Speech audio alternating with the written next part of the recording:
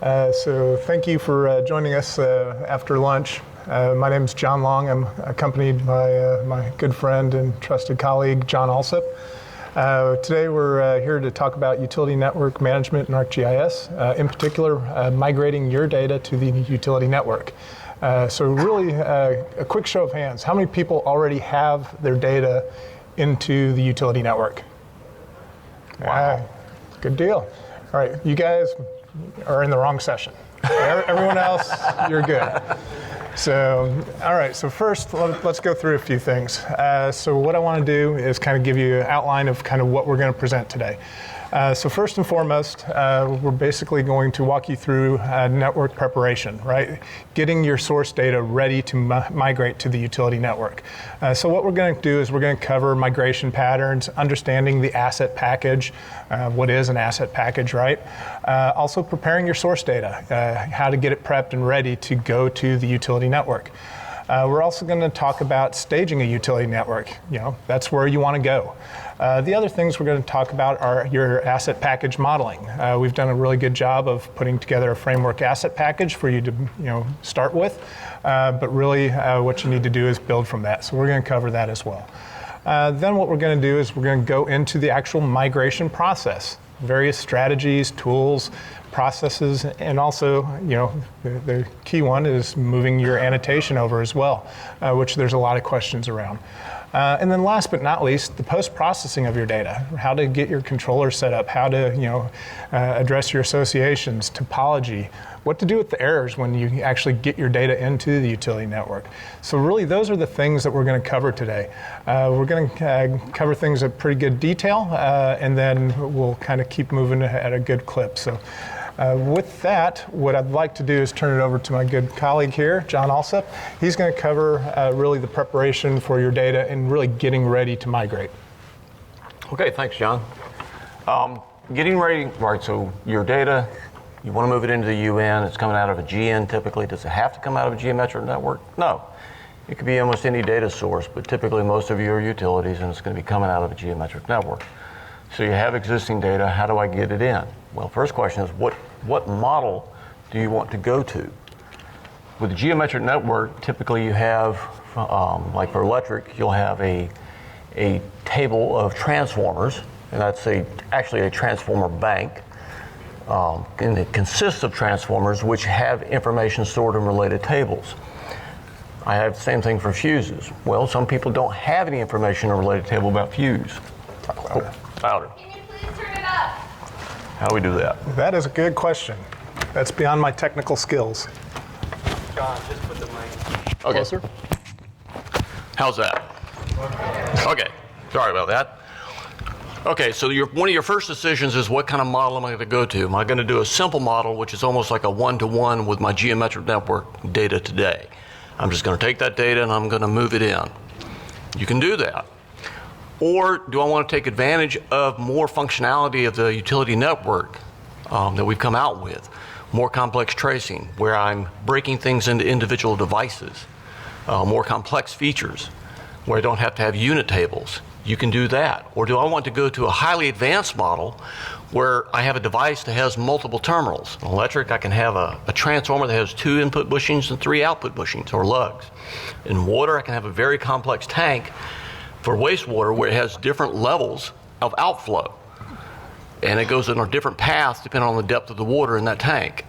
I can model that as a single feature with terminals in utility network. So very simple model to a very complex model. You have to make a decision of which one am I going to target. Moving forward. One of the first things you really need to do is sit down and understand what the target asset package looks like, what your target database is going to look like. We advocate starting with our models. We've developed them, put them out there, they're free to download. That's a starting point. It's not necessarily the answer for everything. We sometimes, in some cases, don't have many attributes. We might be missing different types of devices that you want to put in there, or different types of structures, but it's a good starting point. You can also create your own model from the ground up, but your first step is to figure out, what am I going to? So build a report or a spreadsheet or something that you can use in mapping where my source data is going to go, where it's going to wind up in the utility network. What's going to be containers, assemblies, devices? Am I going to have everything inside of a container that's a bank feature today? Am I going to take my regulator station and take it from a single point feature and explode it into all the different valves that are in there today and the pipes that I don't model today and put them inside of an assembly? You can do it either way. It's your choice. But you have to make those decisions. What are the rules for the data? One of the ideas of the utility network, we wanted to make the data very clean, help you keep it very clean. That was one of the complaints we heard was, the geometric network, you guys let me make bad data. I don't want bad data. How do I prevent that? Well, you can't put things together in the utility network unless there's a rule that explicitly allows it. We've made the rules tight for our data models. We're not allowing just anything to connect to anything. Now, you may want to, just to get your data in and clean it up later. Or you may want to relax the rules to a degree where you can get half your data in more easily without having to do more cleanup. Again, it's a business decision of how far you want to go with it. Rules are tight coming out of the box. Associations, what's going to connect to what? What's going to be contained by what? What's going to attach to what? Am I going to allow devices to attach to a pole, for example? Can my substation, what things am I going to allow my substation to contain? You have to decide all these things. Once you understand where I'm going, now I can go and look at what's my source data. Do I have source data that's going to be capable of supporting this level of detail that I'm targeting? If I don't have fuse information on each individual fuse size, I'm probably not going to want to go where I break all my fuses out in individual fuses per phase. I don't have the detail to support that. So I'm going to leave it as a single feature. The software supports that. Now you're cutting yourself off from some functionality, but it's a business decision you have to make. So it's very critical to understand what your source data looks like going into this. What attributes do I have? What attributes are going to go into it? Am I going to use a concept we call field reuse or not in the feature classes? Because we have a smaller number of feature classes, right? But I have 2,000 attributes. Do I really need all 2,000 attributes on that feature class, or can I reuse some of those fields for different things based on asset group? Annotation classes. What am I going to bring over for annotation? Relationship classes. Am I going to bring over attachment information to poles or other structures? What data do I have to support it? And then I can determine where it's going to be going. Now, the asset packages, as I said, those are free. They're online. They're provided by our solutions team. You can go to their website, solutions.esri.com, and download them. And it models the schema of the UN. It is not a UN. It is not a utility network. But the feature classes inside the feature data set of this asset package model utility network. They're exactly what it's going to be when it gets over there, so it's just a direct translation. In that asset package, you can start going adding fields to it in there to match what you need. Domains. What domains am I going to bring over from my existing database? What attributes I'm bringing over? The rule. No. What rules are going to be needed to be added to it? What associations I'm going to add to it? Asset packages that we have: water distribution, sewer, stormwater, wastewater, gas, both transmission and distribution, and electric transmission and distribution. All those are existing today, and we ask you to download them. Now, as I said, they're not going to be necessarily everything you want, but it's a good starting place. And if nothing else, it's a good place to go look and see what we were thinking, and maybe you come up with your own model from the ground up. Okay, so source data preparation. I want my inventory of source data. What do I have? And what condition is it in? As I said, we're going to be very tight on the rules coming out of the box. We want your data clean. The cleaner your data is, the easier it's going to get into the utility network. If I have lines that are overlapping each other, where one line is stacked on top of another, the utility network's not going to work with that well. It's going to get flagged as an error when you bring it in because it's really not valid. So we want you to clean that up. We've worked with a data reviewer team to extend a lot of their data checks so that you can run them against your existing data and identify problems with the data. Then go clean up your data in your existing database before you start trying to move it into the UN, or you're going to get very frustrated. Because again, we're trying to help you keep the data clean. To keep the data clean, it's got to be clean coming in. Service territory. That's going to be an area that's defining where features can be within your system. I can't create features outside of that. I've pulled up a lot of databases where I've seen customers who have these features sitting way out of their service territory that was accidentally created. And they don't know anything about it because they never look at it from that scale or way outside their area. We're not going to allow you to create that. So you're going to have to define your service territory. Station boundaries, substations, regulator stations, things like that. These can be polygons that contain equipment. Now, attribute checks. One of the first checks I want to go in is check all my attributes. What do I have that's null?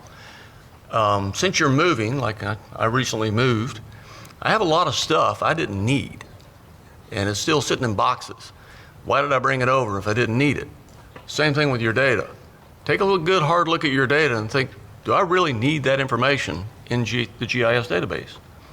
Am I using it at all? Is it even right? If it's not right, what value is it? Take an evaluation of that. Do I have the data to support the model? In electric, one of the key attributes that we have is phase. Do I have phase everywhere? It sounds like, for electricity people, we would typically have that. But surprisingly today, somebody actually said, I don't have phase everywhere. So I don't know all my phases. Well, it's going to be harder for him to take advantage of the full use of the software stack without having phase information. So you need to check that. Is it accurate? Relationship classes. What do I have out there today? Am I going to bring those over as devices or not? Unique IDs. Do I really have unique IDs in my system, or have I duplicated them? Like a pole ID or a valve ID. Are they truly unique in the system? I need to check that. Go ahead and check that while I'm here. Subtypes. Do I have subtypes in my existing data, values that actually aren't correct? Domains. Do I have values in the domain or values in the fields that are not defined in the domain, assigned to an attribute? Now, is that going to prevent data from going to the UN? Not necessarily. Depends on what attribute you're talking about. Phase, maybe so. So the critical ones you need to check. Non-critical, you can check it, come back to it later on and fix it if it's not valid. Geometry is your bigger issue. Make sure your geometry is right before you start in your source data. Do I have features that are stacked up on top of each other?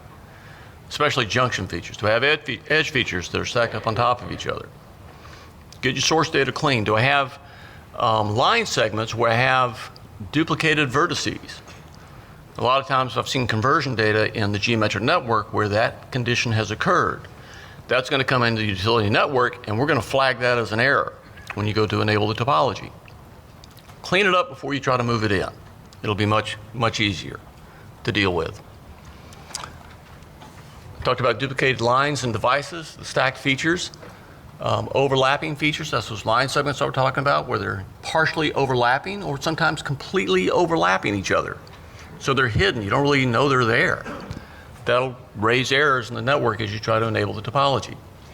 Disconnected lines and devices. Do I have things in my GN today, geometric network today, that are not connected properly? Go ahead and fix them. It'll make the migration easier. Then you can do a better comparison of the results of your migration. Lines not snapped to junctions.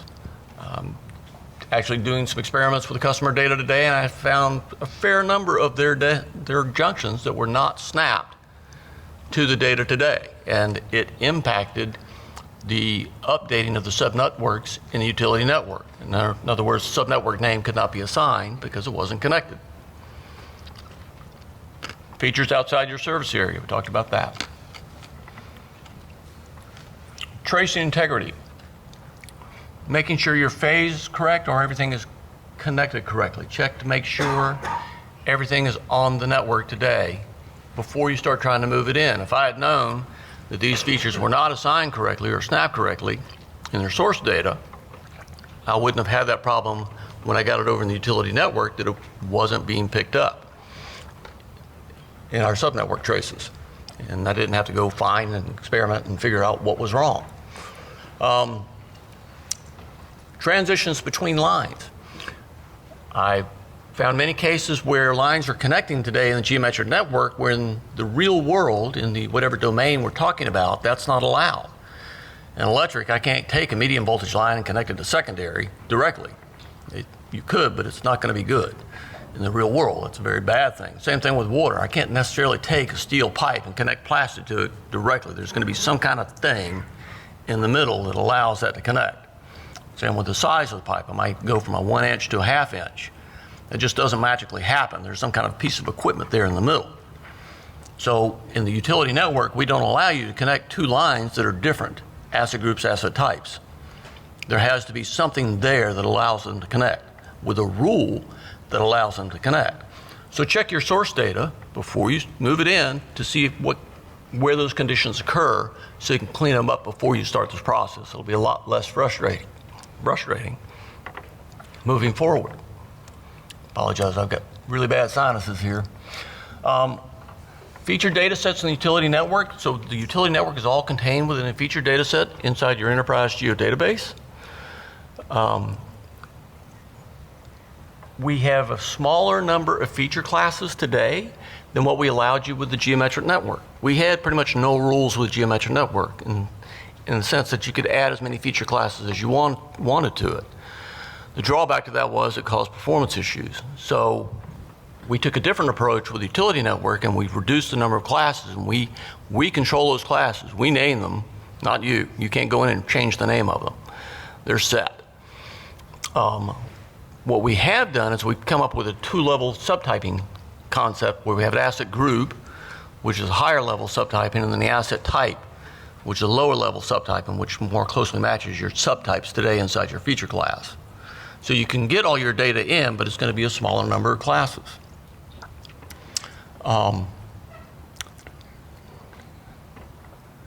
It's the asset package. So again, the asset package is matching the utility network, what it looks like going over. Now, there are going to be a lot of tables in the asset package that you don't necessarily care about. There are going to be metadata tables that are defining how the utility network is going to be created. We've populated all those already. Trying to modify those by hand outside of the utility network is not advisable. It's very difficult, and you'll probably cause the apply asset package tool to fail because you missed something, because I've done that many times and I always wind up missing something. So our advice is to create a utility network from the asset package, and then when you're ready to make modifications to it, go ahead and make the modifications in the utility network, not in the asset package.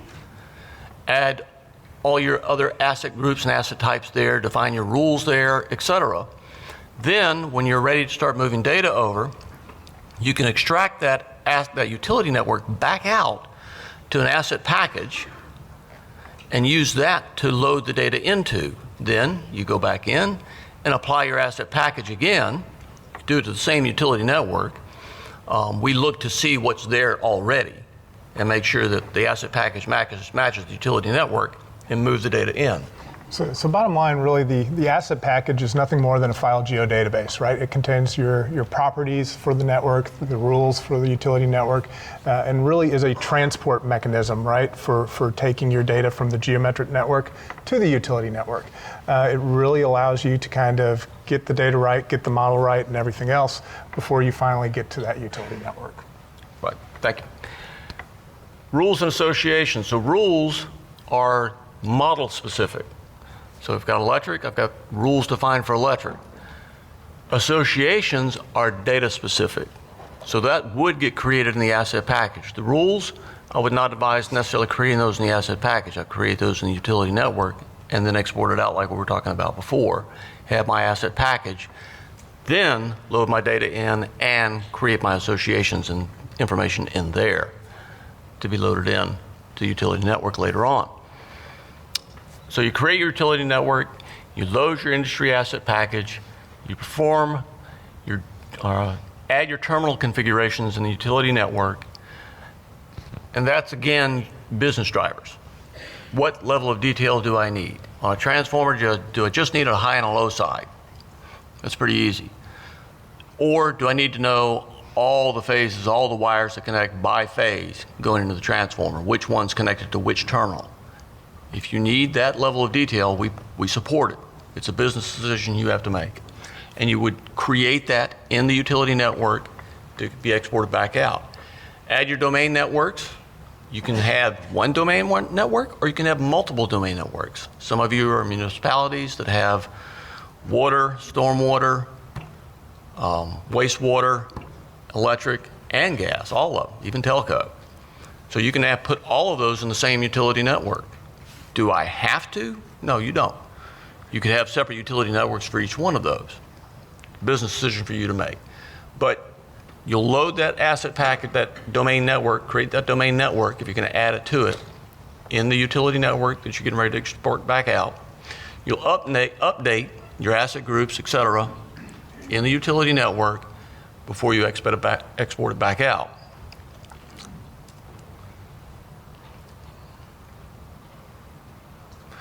And then load your test data. Do some experimentation. Don't try to do the big bang. Take a small area and move it in. Don't do your entire database at one time. That might not work out as well as you would like. You might get very frustrated your first time through. So take a small set of data, move it in. If you're electric, take a couple of circuits. If you're water, just take a couple of pressure zones and move the data in and see how it looks. Is it giving me the business need that I need? Or do I need to modify it some more before doing my complete migration? Create your utility network, load your industry asset packages. Don't version it yet. As long as you're not versioned, I can actually edit data in the utility network in a non-versioned database after I've loaded it in a Pro without publishing it as a service. Once you version it and you enable the topology, you can only edit it using a service. You cannot edit the database directly. So that helps with the migration process quite a bit. So hold off on versioning. And you can also go in and enable the topology before versioning it, set an option that says report all the errors or that you find, and it will store those errors so you can go in and look at them. And now you can start evaluating those and trying to find patterns that I need to address. I need to add a rule for this situation, or I need to, wow, I didn't think about that. I need to add an asset type that covers this transition into my model. And with that, turn over to Mr. Long. Got one mic. All right, so you guys have basically done your planning, you've mitigated your risks, you've got everything staged and ready to go. So really what we're going to do is we're going to start taking the journey. So what we're going to do is go through the migration tools. Really what we've done is we've put together basically a series of templates. Those series of templates are configured to those asset packages that are available. So those templates that are available today are water and gas distribution. And soon to be released is going to be electric distribution. That said, we're going to continue to evolve these. These are data interoperability workspace templates, or FME templates, that really standardizes the workspace and allows you to have a configurable schema mapping. No matter what you do, you still have to kind of have that, here's my destination, here's my source. I got to figure out how to get there, right? So I know where I'm at, I need to figure out how to get there. You need to pair up the mappings. So we've got a configurable schema mapping that will kind of help you go through that process. The other thing is, because we're using the data interoperability extension, or the FME workbench, is essentially it's extendable. So if the template doesn't meet all your needs, you just enhance that workspace to really meet those needs. The other thing is we're always using the target published Esri asset package. So if you make modifications, which you more than likely will, you're going to need to update the writer to address that. So you're going to have an update of the asset package that you're writing to. That said, we also have business partners that also offer solutions for migrating your data as well. So basically, it's a matter of picking the way you want to get to your destination. Today we're going to talk about really those data interoperability workspaces and really how to get those set up to move your data. So really what's needed? You have to have a utility network solutions deployment tools. Those are readily available on our solutions site. I highly encourage you to go look at that. That's what helps you get your asset package and really evaluate the things that John also just spoke to you about. You have to have your domain-specific asset packages, right? If I'm migrating to electric, I need to have my electric asset package. Basically have that as my target. Kind of like if I know I'm going to Hawaii, I need to have plane tickets to Hawaii.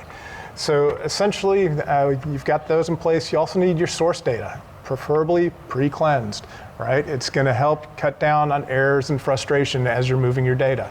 So all the QA, QC, and validation and checks that John talked about are the things that you're going to want to apply. It's a risk mitigation issue. So once you've got that, you also need the data interoperability extension. So you've got the data interoperability extension for water and gas, ArcGIS Pro 2.1 and above will support your needs. For electric, it's going to be ArcGIS Pro and data interoperability extension for that and above for 2.2. Alternatively, you can also use Safe Software's FME, okay? The particular releases you see there to kind of meet your needs. So it's a matter of just picking which method you prefer. Once you've got that, you also have to have your domain-specific migration workspace. So those templates that I'm about to kind of brief you on, you'll just want to download that and use those tools accordingly. So what's the process look like? Really, the process is pretty straightforward. It's basically taking your geometric network geodatabase, or non-geometric network, or any source data for that matter. It's FME, it's data interoperability, right? It's a matter of taking that source data and connecting it up to the readers. Once you have that connected up, you need to basically do your source to target mapping. I'm not going to kid anyone here. It is the most tedious, boring task to do data mapping.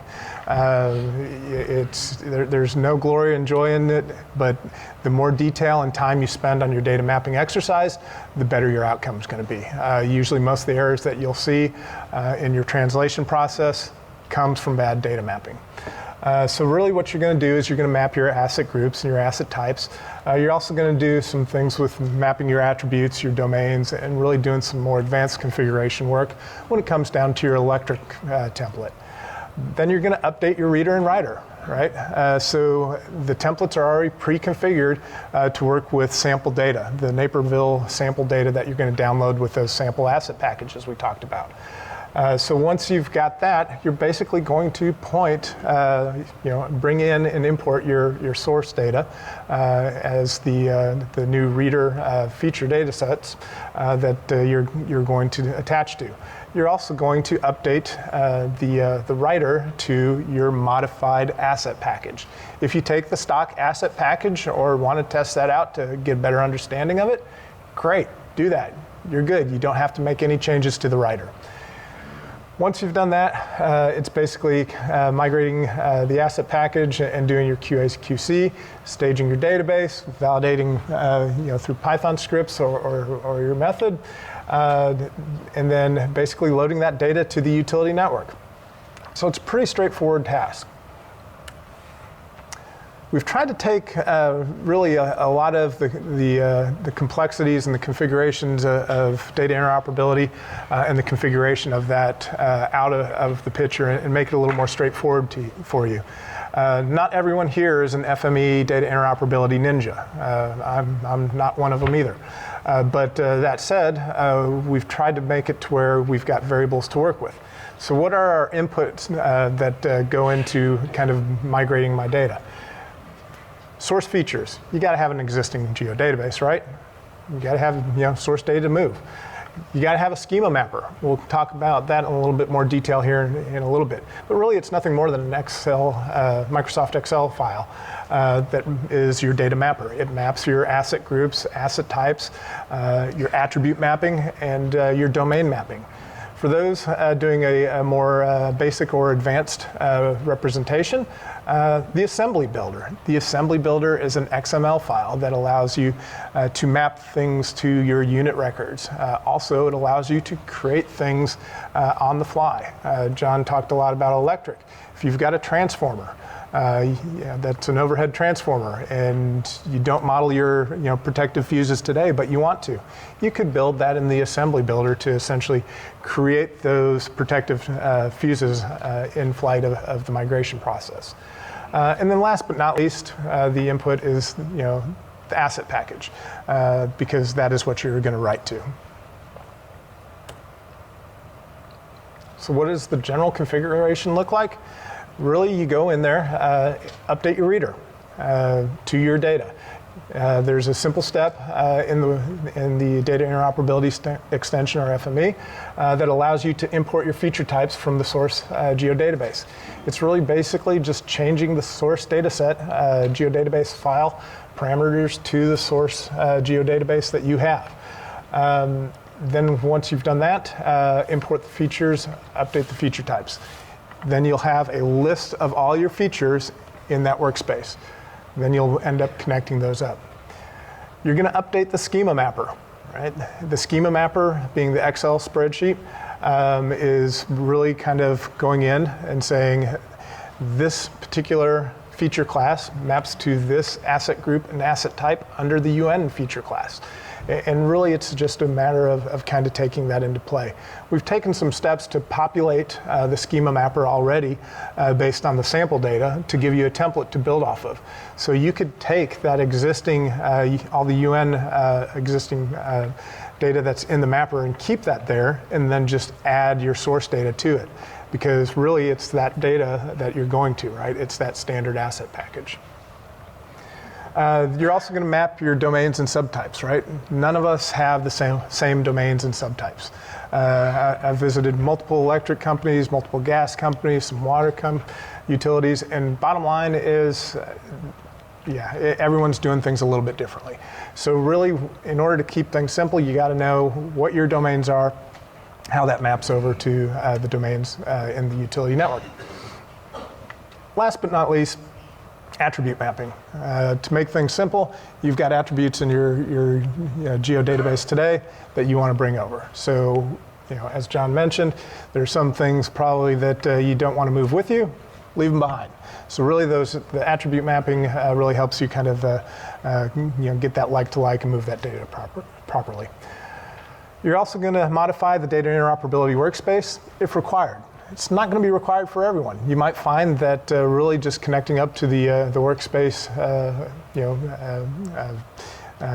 transformers are really all you need. Or you might want to adopt it to do a little bit more things. Single source to multiple targets. Those are things that you might need to do to really address your more complex migration efforts.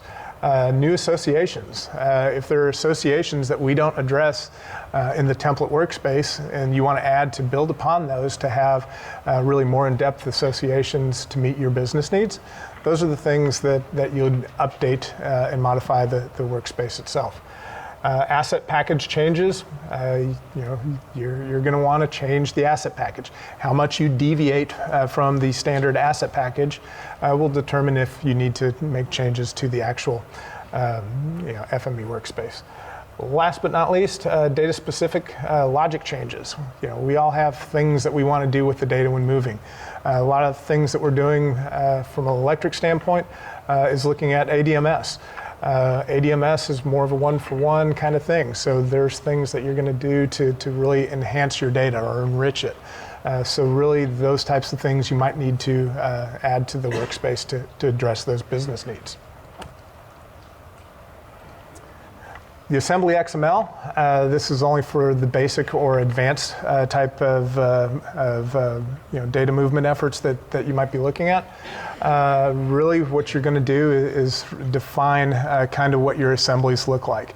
That's also saying I'm going to define the spacing of the new devices that I'm placing in the map from the unit records, which were nothing more than a table of data. So really it's building out that logic to drop down more complex devices and assemblies for your data. You're going to also prepare your asset package, change spatial reference. We've included a tool that allows you to do that. Because the asset package comes with sample data, and guess what? It's going to be projected to its projection.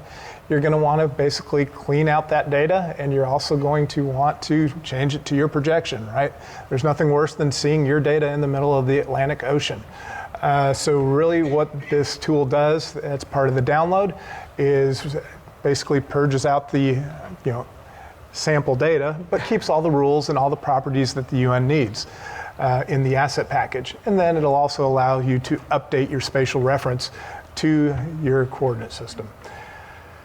Update the asset package, basically take the utility-specific attributes, things that are important to you, make those configurations to your asset package.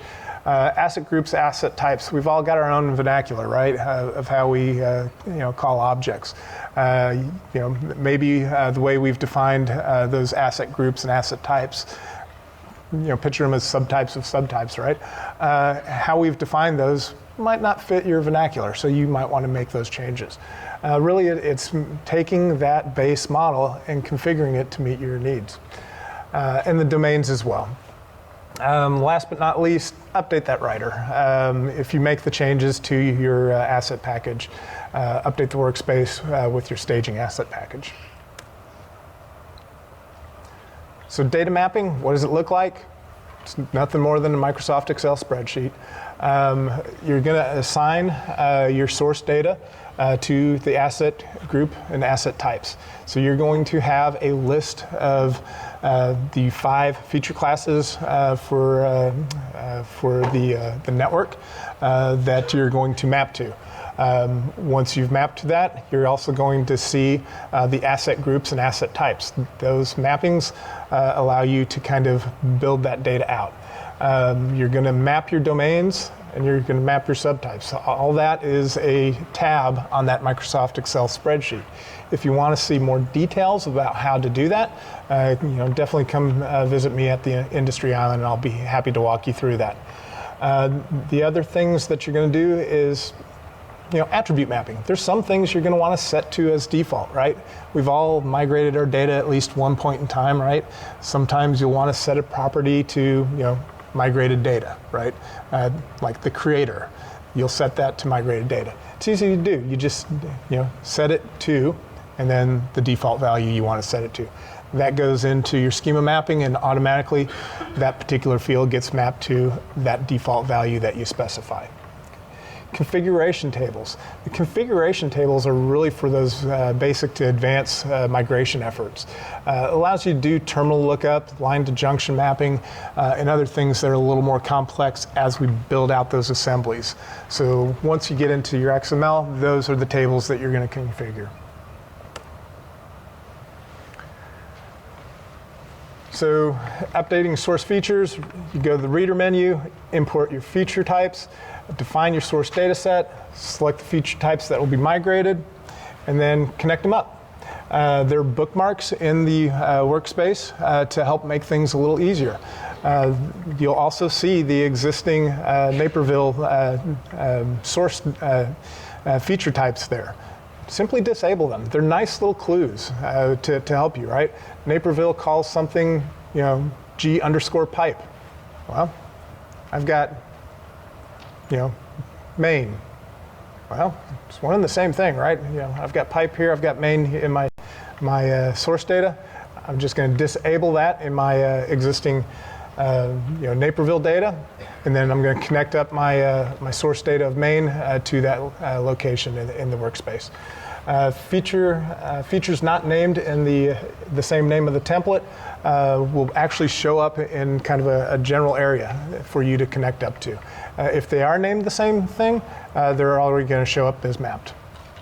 So if you have a standard model, for those in water that might use the local government information model, which is what Naperville's based off of, it's going to be a little smoother transition. Disable or disconnect source features that are not applicable. So if there's things that don't make a lot of sense, just simply disable them in the workspace. connect unconnected source features. So once you've imported your source features, the ones that aren't connected, connect them up to the appropriate bookmarks. Then, just for general, aesthetics of your workspace, reposition the source features to the appropriate bookmarks, just for a clean workspace later on. It really helps you kind of keep organized, right? It's kind of like organizing your junk drawer, having those nice compartments in place to really understand, where your scissors are. So Assembly Builder is going to apply primarily for our friends in electric, but what I want to do is cover that with you today. That said, if you have a need to do Assembly Builder for other workspaces, you could always use that as a template to build off of and move forward. But really what it is it's an XML file for defining your assemblies. It's in time we're going to build a user interface to basically define those out, but right now there is a little XML work that you're going to have to do. It really addresses the composition of the individual devices within the assembly. So as John was showing you, we basically have kind of unit records. Those unit records don't have features on the map. So what we need to do is place those features on a map, right? You've got 3 transformer pots that are on an overhead pole. So essentially, I want to put 3 devices down, have that in containment, all that.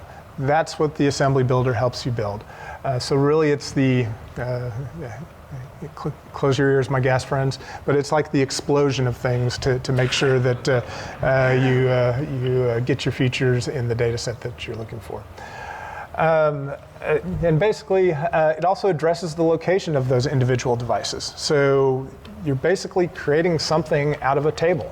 That table does not have any location information. So it starts off with a 0,0 location. You've got a transformer bank feature in your existing data set, in your source data. You know where that location's at. That is the centroid of what you're building around. So what you define in the XML is the spacing and positioning of all the devices that you're going to lay down based on the unit record table. So really, once you build that XML out, it defines really kind of how your features are going to be laid down within that assembly. Each device in the assembly is created from source data.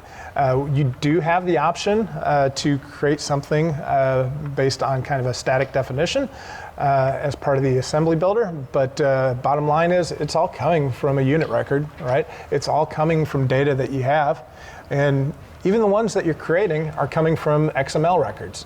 You're defining it in the XML. So it is all based on your data. So that goes back to the fact of what John was saying is get your data in order. One of the things that we did see is we were transferring data across. We laid down 10 transformer pots on a single pole. That pole must have been leaning pretty heavily, right? Because essentially that's quite a load. Bottom line, what it was is the number of unit records that were there was 10, right? So we're basically dropping 10 pots, 10 individual points. So really those are the things that are going to save you in the long run. Terminals and associations, those get defined in tags that are in the XML. So once you've defined it in the XML, the logic goes in place to define those for whatever assembly that you're laying down. So you've defined kind of the base logic, and then it basically builds the global IDs and the connectivities of the associations for you. Phase expansion tags, really it's taking and expanding the number of phases in the assembly. So if I have a 2-phase fuse bank, A and B, I'm essentially taking that and expanding that to A and B. So essentially it allows me to expand those per phase by phase basis and extract additional attributes from the unit table as well. So what are the end results? The nice thing is the end results are your asset package. Once you've got that in your asset package, you're really good to take the additional tools that we described from the solution deployment tools and apply that asset package to your staged utility network. As we mentioned, the asset package is nothing more than a file geodatabase and a transport mechanism. It's your feature classes. It's your associations table. You also get an error report as part of the results that come from the translation. That error report includes a redlined file geodatabase. Really, it's the points, the lines, and the polygons that fell out, right, for whatever reason. And those items that fell out, it's also going to define what the subtypes are, the global IDs are, so you can trace it back to your source data and understand what you did wrong with your data cleansing effort. And then an error message of why that data was an error. So really that redline file geodatabase is going to help you really dissect what you need to do to fix your data. That's why you start off with those small data sets and really start building and building and building, right? How do you eat the elephant? One bite at a time. That is the approach that works the best and is the best for migrations.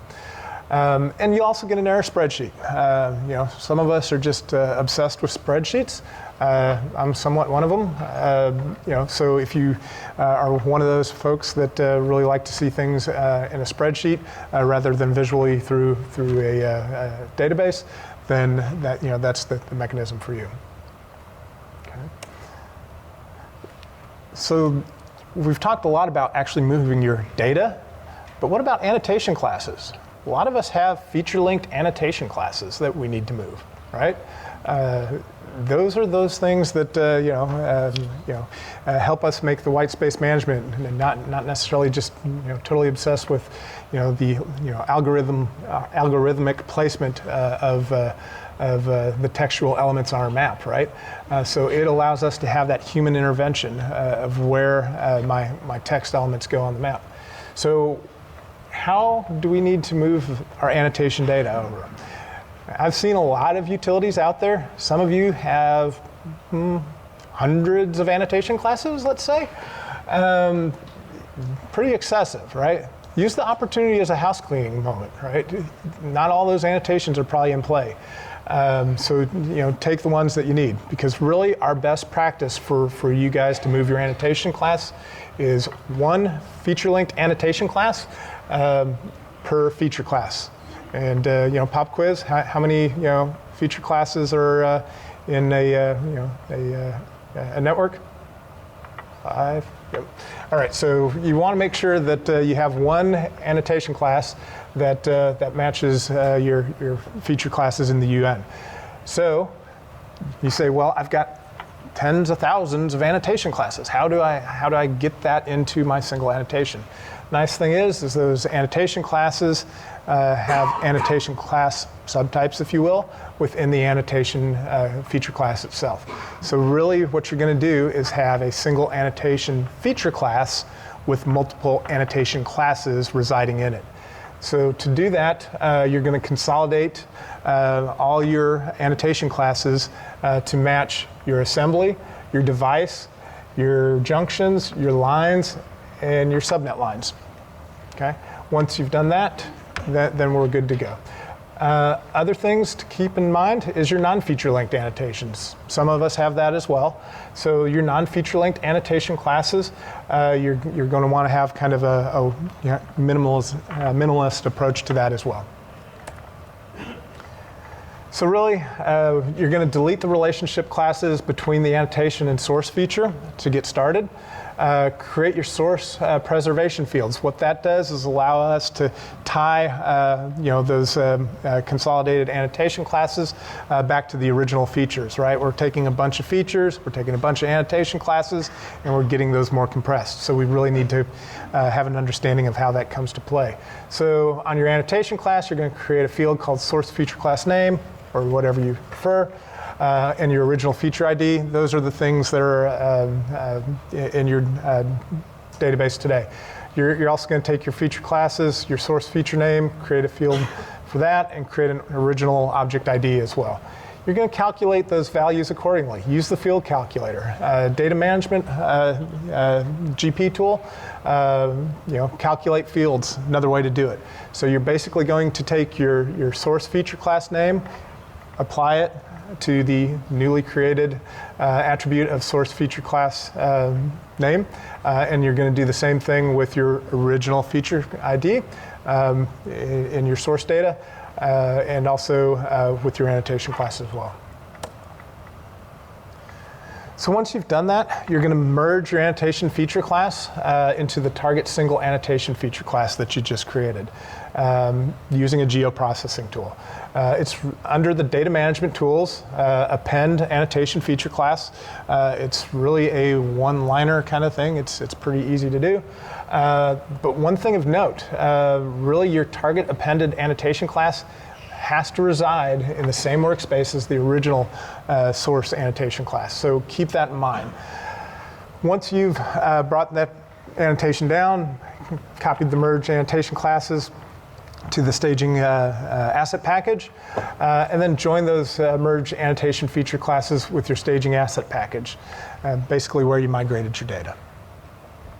Use the preserved IDs and source feature class fields that we've created.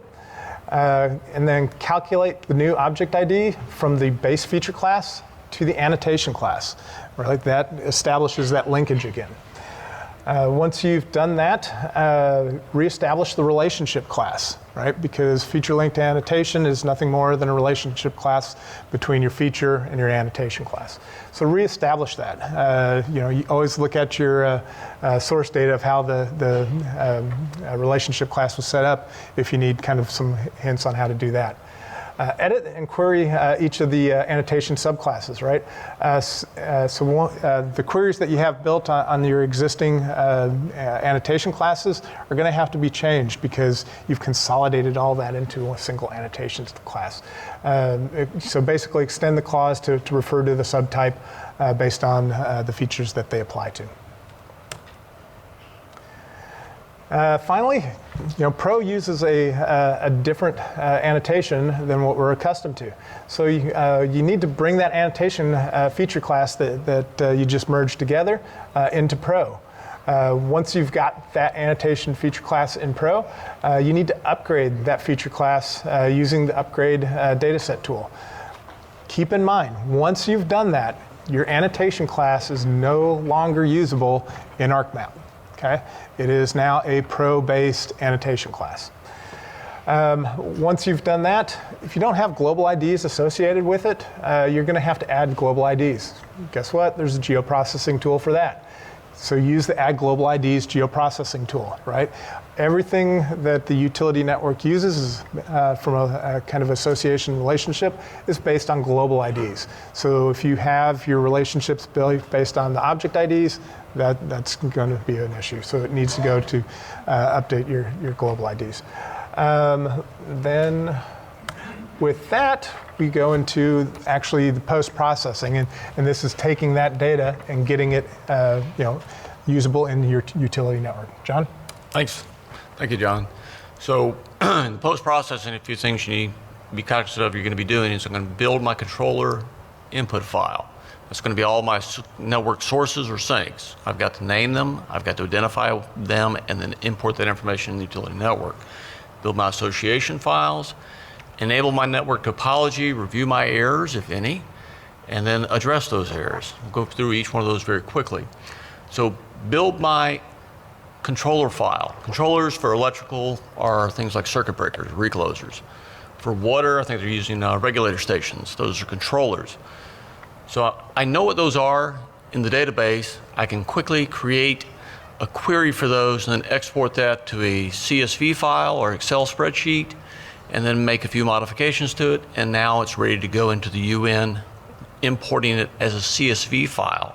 There's a special tool for that called Import Controllers, and it reads a CSV. So you just create that file, import it. Pretty much the same process for associations in the sense that it uses a CSV to import that information, but it's a little bit different process for building it. If you're coming from something like a utility electrical network, you have poles which have equipment on them. I have that information in the database today. I know those global IDs, and I know I can build from the previous relationship classes that were in the GN. And I can leverage that information to create my associations that I'm going to import into the utility network. Now, With the FME tool, the associations typically that you would need to create for things like transformer connectivity. I need to snap this device to this line. That will come out of the FME workbench. So you can have multiple inputs files that you're using into the associations. One's coming out of FME, the other one you're going to have to create yourself. And you can use some proximity searches as well. I've got structures. I want to find everything that's going to be in that structure, attached to that structure. I can just do a quick GP tool to build the spatial join to get my global IDs of the structure and global IDs of the devices that are going to be in it, or equipment that are going to be in it. Now, enable network topology. You can, like I said previously, you can do this without versioning the database, and that's to be the very first thing I would do is enable the topology with the option of only report errors. And by default, we're going to limit you to 10,000 errors. If you go beyond that, it's going to take longer before it finishes. You know, I knew one person who decided to take the approach, I'm just going to set that number really, really high and get all my errors and then go address them. 7 days later, not a good plan. I did a much larger database, but I took a different approach. I took the approach of I'm going to limit that to about 500 errors because I want to find out what they are fast, and I want to go fix them. And when I say fix them, I'm not talking about fixing just those 500.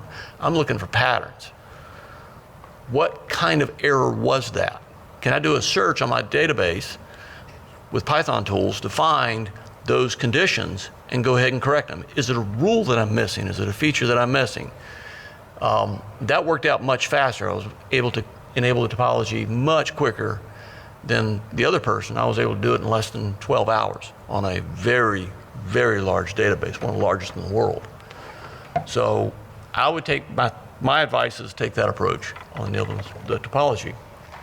Then, like I said, review the errors, what is causing that error? Look for patterns, and then address the pattern, not just the error. Is it duplicate vertices? Is lines stacked on top of each other? I can find those very easily using GP tools and just get the first 500 and then search the whole database for those conditions and be done. Address the errors. GP tools to go fix it. As long as you haven't versioned the database yet, you can do it with a client-server connection, which is going to be quicker to work with in mass data when you're doing mass updates. Once you version it, now you're using a feature service, which is not going to be as scalable for mass updates like that. Here you have an example of errors are being reported back. That's what it's going to look like. You can go to zoom to each one of those and evaluate them, see what the error condition was, what the features were around it. You can even write tools to go in and do this. I've done Python scripts to go evaluate these. And these are some of the examples of the problems that you will encounter when you enable the topology. I won't go through all of them. But that's the steps that I follow getting the topology enabled. And our resources. So there are plenty of resources out there on the web now. We've created some links because the slide decks will be shared online. But essentially, once you get there, you can click the link and go to there. If you want to go to those paths directly, come visit us at the industry island. I will be at the kind of the utility industry island the rest of today, and the first half of tomorrow. My colleague here will also be over at the Geo Data Island. Spatial Data. Spatial Data, thank you. From there as well. Also, partners. Visit with your business partners that you use. Talk to them. Get an understanding of kind of what they have and what they bring to the table as well. So that said, we would like to hear your feedback on how we did today. So please take the opportunity to take the survey in the app. Give us your feedback. And if you want to have more detailed discussions, please visit us down at the locations that you see here. Thank you all. 2 o'clock.